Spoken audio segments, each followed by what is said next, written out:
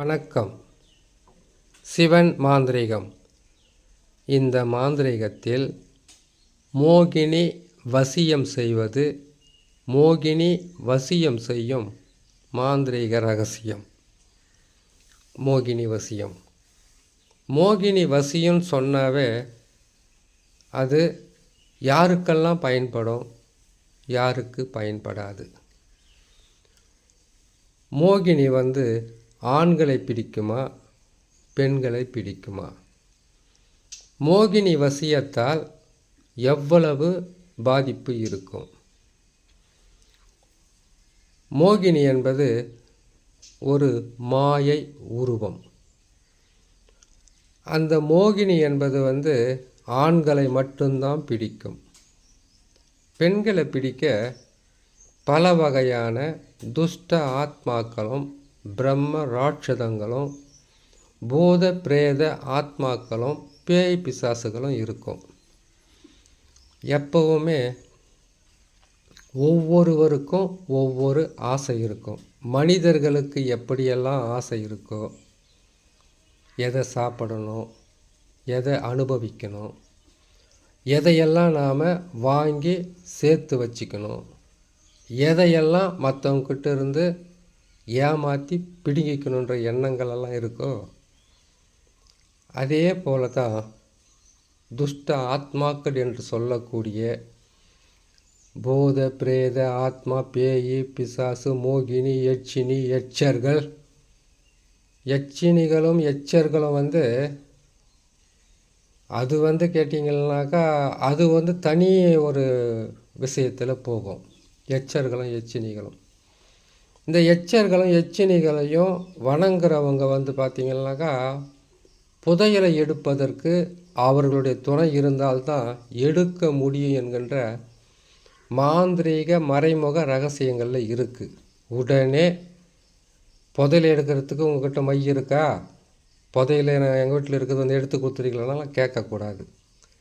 ஏன்னு கேட்டிங்கன்னாக்கா புதையல் என்பது நீங்கள் போன ஜென்மத்தில் அனுபவிக்க முடியாத, அதை மறைச்சி வச்சுட்டு பயத்துக்காகவோ, இல்லை உங்கள் முன்னோர்கள் அரசர்களுடைய கட்டுப்பாட்டில் இருந்த பொக்கிஷங்களை எடுக்கும்போது இவர்களுக்காக கொடுத்ததோ, இல்லை இவங்களை கூட அதிலிருந்து எடுத்ததோ, அதை மறைச்சி வச்சிருந்து,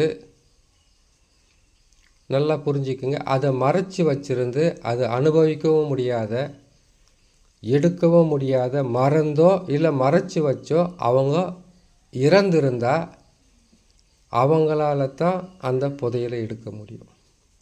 நான் போய் பார்த்தேங்க, எங்களுக்கு குறி வச்சு கண்ணி வச்சு சொல்லிட்டாங்க, உங்கள் வீட்டில் புதையல் இருக்குது, அது நீங்கள் தான் போய் எடுக்கணும்னு சொல்லியிருக்காங்க, இதுக்கு மட்டும் உதவி செஞ்சால் போதுன்றதெல்லாம் நினைக்காதீங்க.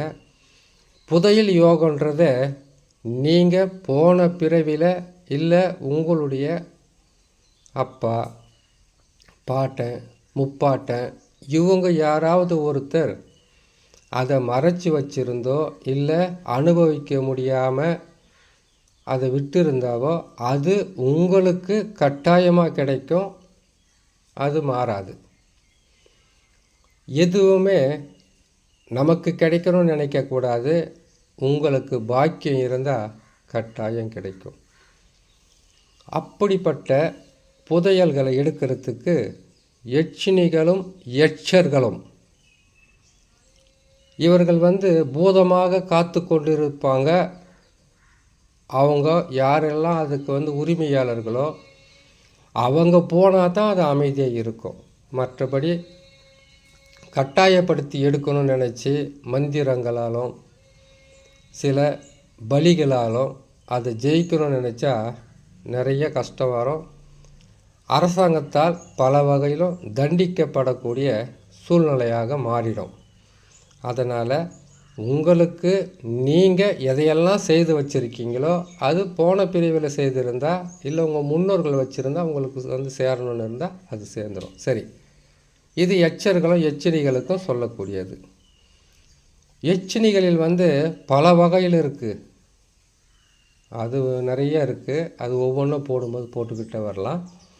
ஒவ்வொரு எச்சனினுடைய வாழ்க்கை வரலாறு, அவங்களெல்லாம் எதுக்காக நாம் மந்திரங்களாலும் வசியத்தாலும் எப்படி பயன்படுத்தணுன்ற விதிமுறை இருக்குது. அதுபோல் இருக்கும்போது இந்த துஷ்ட ஆத்மாக்களிலேயே எத்தனை ஆத்மாக்கள் இருந்தாலும் இதில் ஒருத்தரோட உடம்புக்குள்ளே பிடிச்சு அவங்களோடு சேர்ந்து வாழக்கூடிய ஆத்மாக்களும் இருக்குது. கடினமான பாதிப்புகளை கொடுத்து, கஷ்டங்களை கொடுத்து, துன்பங்களை கொடுத்து, மரணத்தை கொடுக்கக்கூடிய ஆத்மாக்களும் இருக்குது. காட்டேறி பிடிச்சிக்கிச்சு. ஒரு பெண்ணுக்கு மாத கணக்கில் மாதவிட போய்கிட்டே இருக்குது. மருத்துவத்தில் போய் பார்த்தாலும் பலன் இல்லை. உடம்பு நல்லா இருந்தவங்க இன்றைக்கி அவங்களுடைய உடல் பார்த்திங்கனாக்கா ரொம்ப மோசமாகவும், அவங்களுடைய தோலே மாறிடும். உடல் நம்ம உடம்பு தோல் இருக்குது இல்லையா, அந்த தோலே துஷ்ட ஆத்மாக்கள் உடம்புக்குள்ளே இறங்கிட்டாக்கா தோலே மாறிடும். சரி, இதில் மறைமுகமாக சில விஷயம் சொல்கிறேன். ஒரு துஷ்ட ஆத்மா அது எந்த ஆத்மானா இருக்கட்டும், பேய், பிசாசு, பூதம், பிரேதம், காட்டேரி, உதிர காட்டேரி, பூதம் எதுவானா இருக்கட்டுமே, ஒரு பெண்ணை அது பிடிக்குதுன்னாக்கா அதுக்கு 48 நாள் மட்டும்தான் உடம்புக்கு வெளியிலேயே சுற்றி அவங்களுக்கு தொல்லை கொடுத்துக்கிட்டு இருக்கும், உடம்பு மேலே உட்காந்துக்கிட்டு இருக்கும். ஒரு மண்டலம் முடிஞ்சு 2வது மண்டலத்தில் அவங்க சுவாசிக்கிற காற்று வழியாக தன்னுடைய தலைப்பகுதியோ இல்லைன்னா இதய பகுதியோ இல்லைன்னா பெண்ணாக இருந்தால் மார்பு பகுதி இல்லைன்னு கேட்டிங்கனாக்கா அவங்களுடைய கர்ப்பப்பையில் போய் அமர்ந்துடும். கர்ப்பப்பையில் போய் உட்காந்தாவே நீங்கள் போவீங்க, நேராக போயிட்டு ஒரு மாந்திரிகர்கிட்ட போயிட்டு இந்த மாதிரி ஏதாவது அவங்க உடம்பு நைட்டில் எது தப்பாக பண்ணுறாங்க நீங்கள் சொல்லுவீங்க. அவங்களும் என்ன பண்ணுவாங்க கேட்டிங்கனாக்கா உடம்பு மேலே இருக்கக்கூடிய அந்த ஆத்மாக்களை பிரித்து எடுக்கிறதுக்கு உண்டான வேலையை செய்ய ஆரம்பிப்பாங்க. ஒரு வாரம் இல்லை ஒரு 3 நாள் 4 நாள் மிஞ்சி போனால் ஒரு வாரம். அதுக்கப்புறம் இயல்பான நிலைக்கு அவங்க திரும்பவும் தொல்லைகளை கொடுக்க ஆரம்பிச்சிடுவாங்க. அவங்க உடம்பு மேலே இருந்தால் ஓட்டுவாங்க. அவங்களுடைய கர்ப்பப்பையில் இருக்கிறத ஓட்டுறது அது வேறு வகையில் செய்யணும். அந்த வேலையை இன்னொரு வழியில் செய்து வெற்றி பெறணும். இப்போ கர்ப்பப்பையில் போய் அமர்ந்துட்டா அமைதியாக இருக்குன்னு நினைக்காதீங்க. அதுதான் கொடூரம், அதுதான் கொடுமை, அதுதான் நரக வேதனை, அதுதான் பூமியிலே வாழ முடியாத அளவுக்கு கஷ்டங்களை கொடுக்கறது. பைத்தியம் பிடிக்கிற மாதிரி ஆகிறது, பெண்கள் மாதக்கணக்கில் மாதவிட ஆகிறது, கர்ப்ப சிதைவு ஏற்படுறது. எவ்வளவு உங்களுக்கு கரு பாக்கியம் இருந்தாலும், குழந்தை பாக்கியம் இருந்தாலும் 1 மாதம் நிற்கும், 2 மாதம் நிற்கும், 3 மாதம் நிற்கும். அதுக்கப்புறம் அது அந்த குழந்தை 5 மாதம் 7 மாதத்துல கூட சிதைஞ்சு போகும். அது தகுந்த மந்திரங்கள் மூலியமாகவும், இப்போது சில மாந்திரிகத்தில் ஒரு ரகசியம் இருக்குது. உடம்பு மேலேயும் இருந்து சரி செய்துட்டு உள்ளுக்குள்ளும் கொடுத்து மந்திரங்களை சொல்லி அதுக்கு தேவையான பலிகளை கொடுத்து சரி செய்கிற மாதிரி இருக்குது. சரிங்களா? இப்போது அதர்வண வேதத்தில் மாந்திரீகம் என்று சொல்லக்கூடிய மிகப்பெரிய ஒரு சூட்சும ரகசியம் இருக்கும். அதிலிருந்து தான் எல்லா வகையிலும் பிரித்து எடுக்கப்படும். சிவனும் சக்தியும் ஒரு வகையான பாதிப்புக்குள் இருக்கும்போது ஒருவருக்கு ஒருவர் மயானத்தில் இருக்கக்கூடிய சில பொருட்களால் சிவனையும் காப்பாற்றி, அதிலிருந்து சிவன் எல்லோரையும் காப்பாற்றி சக்திக்கு சொல்லி சக்தியிலிருந்து அது வெளிப்பட்டதாக ஒரு விதிமுறை இருக்குது. சிவனை மாந்திரிகம் காப்பாற்றலை, சிவன் தான் மாந்திரிகத்தில் பாதிப்பாக இருக்கிறவங்கள காப்பாற்றினார். ஒரு வார்த்தை தப்பாக வந்திருக்கோம், அது புரிஞ்சுக்குங்க. சரிங்க. அடுத்ததாக இப்போது அந்த மாதிரி ஒரு துஷ்ட ஆத்மாக்கள் பாதிப்புகள் இருக்குதுன்னாக்கா அதிலிருந்து பல ஆத்மாக்களிலிருந்து பிரிக்கப்பட்டது தான் மோகினி. இந்த மோகினி பெண்களுக்கு தொல்லை கொடுக்காது, ஆண்களுக்கு மட்டும்தான் தொல்லையை கொடுக்கும். ஆண்களுக்கு ஒரு மோகினியால் என்னெல்லாம் பாதிப்பு வருன்றதை முதல்ல சொல்லிடுறேன். இப்போது ஒரு ஆணை மோகினி பிடிச்சிக்கிச்சுன்னு வச்சுக்கோங்களேன், அவருக்கு திருமணத்து மேலே ஆசை இருக்காது. எப்போ பிடிச்ச உடனேவா? இல்லை, பல மாதங்கள் சில வருடங்கள் ஆனதுக்கு பிறகு தான் அவங்க உடம்புல இருக்கக்கூடிய அனைத்து வகையான உயிர் அணுக்களையும் சிறிது சிறிதாக அது எடுக்க ஆரம்பிக்கும். இந்த மோகினி பாதிப்பில் சிக்கிட்டாங்கன்னாக்கா வீட்டில் இருக்கிற எந்த சொந்த பந்தமாக இருந்தாலும் ஆரம்பத்தில் நல்லா பேசிக்கிட்டு இருப்பாங்க. அதுக்கப்புறம் அவங்களுடைய பேச்சு அவங்களுடைய செயல்பாடுகள்லாம் மாறிடும். இருட்டு அறையில் உட்கார்றது, தனிமையில் இருக்கிறது. இப்போ ஒரு பெண்களுக்கு துஷ்டாத்மாக்கள் போனால் எங்கே பிடிச்சி எப்படி போகணும்னு சொல்லியிருக்கேன். ஆண்களுக்கு இது கொஞ்சம் கொச்சையாக இருக்கும். நீங்கள் கொஞ்சம் பொறுமையாக கேட்டுக்குங்க. ஆண்களுக்கு உடல் மேலே ஆரம்பத்தில் பிடித்த உடனே கிணவு வரும். பெண்ணோடு ஒன்று சேர்ற மாதிரி, பெண்களோடு ஒன்று சேர்ற மாதிரி, பெண்ணோட நீங்கள் தினம் தினம் படுத்து எந்திரிக்கிற மாதிரி, பெண்ணோடவே நீங்கள் வாழ்ந்துக்கிட்டு இருக்கிற மாதிரி, உங்களுடைய கனவு கண்ணியோடு வாழற மாதிரி, உங்களுடைய ஆசைப்பட்ட பெண்ணோட வாழற மாதிரி, அதன் மூலியமாகத்தான் உங்களுடைய உயிரணுக்களை பிரிக்க வைக்கும். இப்போது ஒரு மண்டலன்றது உடம்பு மேலேருந்து இந்த தொல்லைகளை கொடுத்துட்டு வரும். அதுக்கப்புறம் நீங்கள் சுவாசிக்கிற காற்று மூலியமாக உங்களுக்கு ஆணின் உயிரணுக்கள் இருக்கக்கூடிய விந்து பையில் போய் அமரும். அங்கே உட்கார்ந்ததுக்கு பிறகு உங்களுடைய வாழ்க்கையை திசை திருப்போம். திருமணத்தில் ஆசை இருக்காது. ஒருவேளை திருமணம் ஆயிடுச்சா மனைவின் மேலே அதிகமான ஆசையோ மோகமோ இருக்காது. இவங்களுக்கு தான் ராமம் போகலாம், அது கூட்டிகிட்டு போயின்னு இருக்குது, எங்கேருந்து அங்கே இருக்கும். அப்படி இருக்கும்போது உங்களை மெல்ல மெல்ல மெல்ல மெல்ல உங்கள் உடலையும் உயிரையும் உருக்கி உயிரணுக்களை பிரித்து மற்றவங்கக்கிட்ட பேசவும் முடியாத, மற்றவங்களோட ஒன்று கூடவும் முடியாத, மனைவியாக இருந்தால் மனைவிக்கிட்ட முகம் கொடுத்து பேசாமல் முகத்தில் அடித்த மாதிரி பேசுகிறது. ஏன்னு கேட்டிங்கனாக்கா உங்களுடைய தேவைகளையும் உங்களுடைய ஆசைகளையெல்லாம் இரவு நேரத்திலையும் பகல் நேரத்திலும் இருட்டு அறையில் உட்காந்து உங்களுடைய சக்திகளை தானாகவே உறிஞ்சிக்கும். அது உங்கள் மூலியமாக தான் செய்யும். அப்படி செய்துக்கிட்டு இருக்கும்போது அது என்ன செய்யுதுன்னு கேட்டிங்கனாக்கா ஒரு மண்டலத்தில் உங்களுடைய சுவாசிக்கிற மூச்சு காற்று வழியாக உள்ளே போய் சேர்ந்தாச்சு. மெல்ல மெல்ல ஆண்டுதோறும் இன்னும் சில ஆண்டுகள் உடலையும் உருக்கும், உயிரையும் உருக்கும். உங்களுடைய உயிரணுக்களை சிதைச்சி அதுக்கப்புறம் உங்களை மெல்ல மெல்ல உங்களை அதனுடைய கட்டுப்பாட்டுக்கு கொண்டு போய் அதுக்கு பிறகு தான் அதனுடைய இடத்துக்கு உங்களுக்கு கொண்டு போகும். இப்போ புரிஞ்சிருக்குன்னு நினைக்கிறேன். அதனுடைய இடம்னா என்ன? அது ஒரு மோகினின்றது ஒரு மாய சக்தி. அது ஒரு பேய் பிசாசில் சேர்ந்த மாதிரி தான். அதுவும் உங்களை கூட்டிகிட்டு போயிடும். ஆண்களை மட்டும்தான் மோகினி பாதிக்கும். சரி, இப்போ இந்த மோகினி பாதிப்பிலிருந்து விடுபடுறதுக்கு உண்டான வழி என்ன?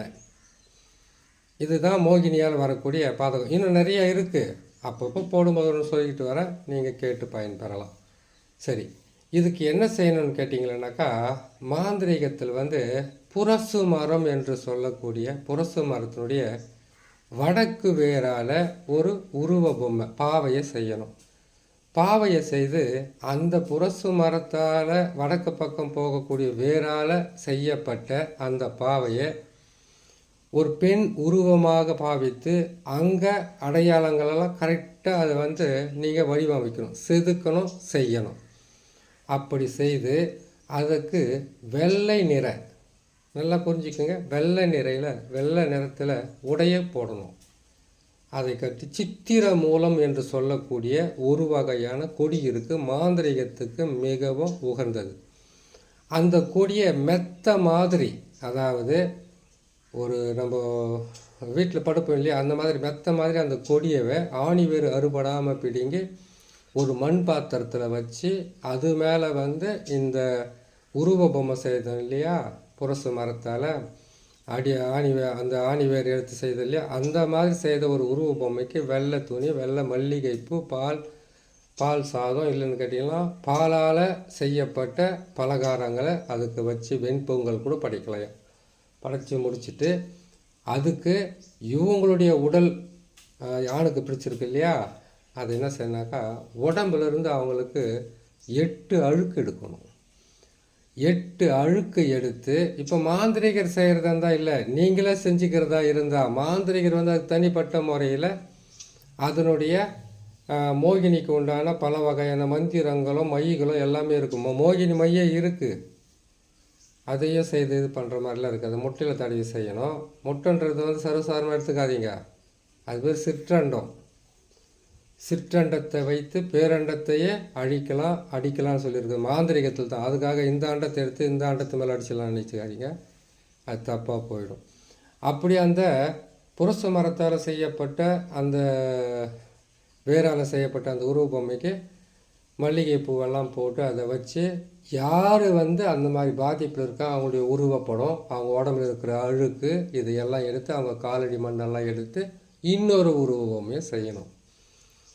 அந்த உருவ பொம்மையை செய்து அதுக்கு என்ன செய்யணும்னு கேட்டிங்களானாக்கா, ஒரு ஆணுக்கு உண்டான அனைத்து வகையான பாகங்களையும் பிரித்து செய்து அவங்களுடைய ஃபோட்டோவை வச்சு அந்த ஃபோட்டோவுக்கு மேலே இவங்களுடைய அந்த அழுக்கெல்லாம் சொல்லியிருக்குல்ல அதெல்லாம் வச்சுட்டு, இது எப்படி செய்யணும்னு கேட்டிங்கனாக்கா உளுந்து மாவால் தான் செய்யணும், இல்லை அரிசி மாவால் கூட செய்யலாம். உளுந்து மாவில் செய்கிறதுல மிகவும் சீக்கிரமாக உடம்பை விட்டு பிரித்து எடுக்கலாம்.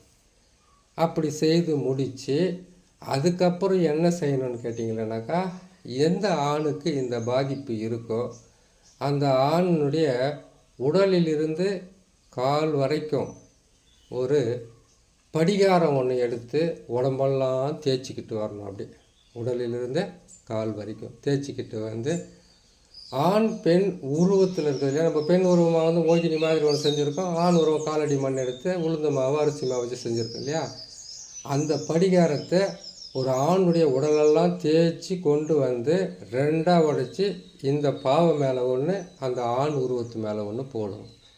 போட்டுட்டு 108லிருந்து 1008 வரைக்கும் கற்பூரம் தேவைப்படும். அது எல்லாமே அந்த ஆணுடைய உருவத்தையும் இந்த பெண்ணுடைய உருவத்தையும் அவர் யாருக்கு மோகினி பாதிப்பு இருக்கோ அவர் கையில் வந்து அந்த 2 மண் பாத்திரத்தையும் கொடுத்துட்டு அவர் தலையை சுற்றி இது மேலேயும் அது மேலேயும் போட்டு போட்டு போட்டு எடுத்துகிட்டு எலுமிச்சம் பார்த்தோம் அதே போல் உருவமெல்லாம் வந்து தேய்ச்சி எடுத்துகிட்டு வந்து அதுக்கு பலி கொடுத்து இதை கொண்டு போய் முதல்ல எரிக்கணும்.